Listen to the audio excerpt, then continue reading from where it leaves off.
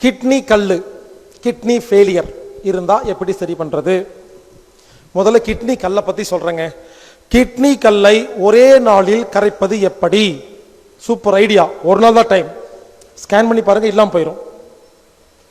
Beans, soya beans இல்ல, இந்த காய்கறி பீன்ஸ், அமெரிக்கன் பீன்ஸ் சொல்லுவாங்க.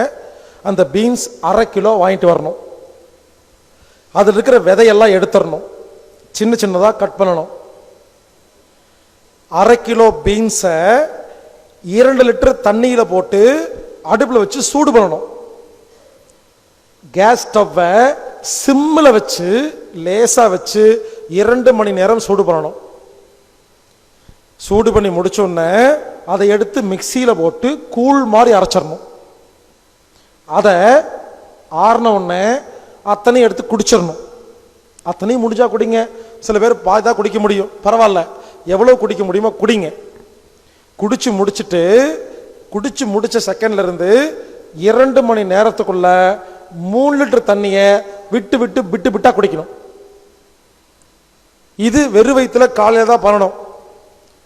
அந்த டைம்ல வேற எதுவுமே டீ காஃபி வேற எதுவுமே சாப்பிடக்கூடாது. 3 மணி நேரத்துக்கு அப்புறமா ஒரு வேளை பசி எடுத்தா நீங்க வழக்கம் போல சாப்பிட்டுக்கலாம்.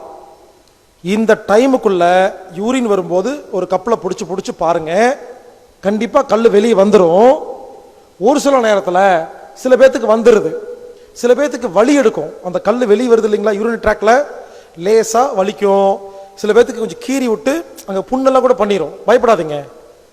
அப்படி வந்தாலும் அந்த கல் வெளியே வந்துடும், லேசா வலிக்கும். 2 நாள்ல அந்த வலி சரியா போயிடும். உடனே ஒட்டிக்கு அவ்வளவுதான். ஒரே நாளுங்க. ஆச்சரியமா இருக்குங்க. நீங்க 2 நாளுக்கு அப்புறம் போய் ஸ்கேன் பண்ணி பாருங்க, டாக்டர் ஆச்சரியப்படுவாரு. கல்ல காணாம பாரு.